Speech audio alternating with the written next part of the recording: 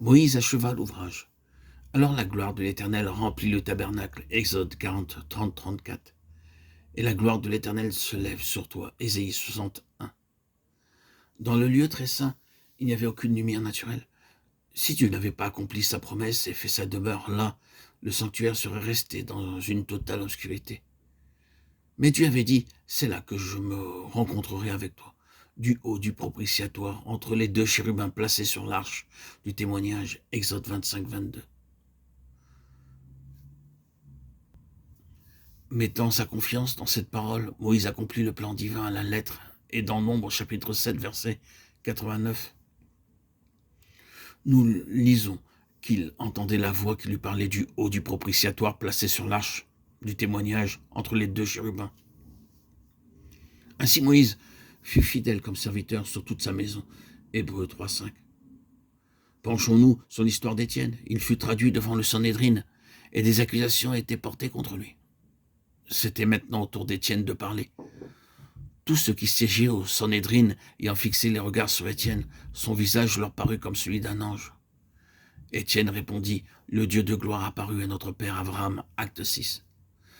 Nous avons ici un homme transfiguré, un homme dont le visage resplendit d'une merveilleuse lumière. Puis, dans le verset suivant, nous est donné l'explication de cela par ses propres paroles, le Dieu de gloire.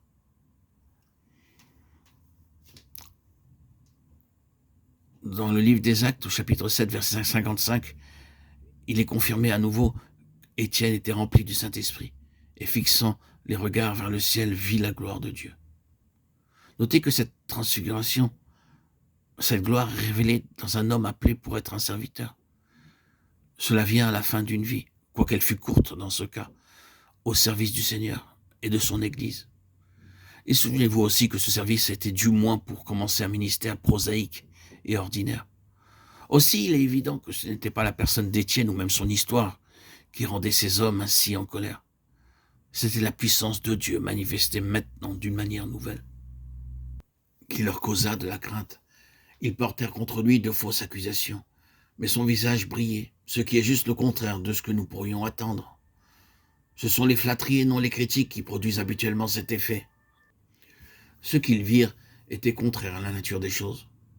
C'était la gloire, ce que Dieu entend par gloire, c'est-à-dire quelque chose qu'ils ne pouvaient comprendre, et cela avait pour effet de mettre ces hommes sous le jugement. C'est ainsi qu'en entendant ces paroles, ils étaient furieux dans leur cœur, et ils grinçaient des dents contre lui. Acte 7, 54. À la fin, ils ne pouvaient faire face à ce serviteur. Ils ne pouvaient pas tolérer sa présence parmi eux. Et ils le lapidèrent.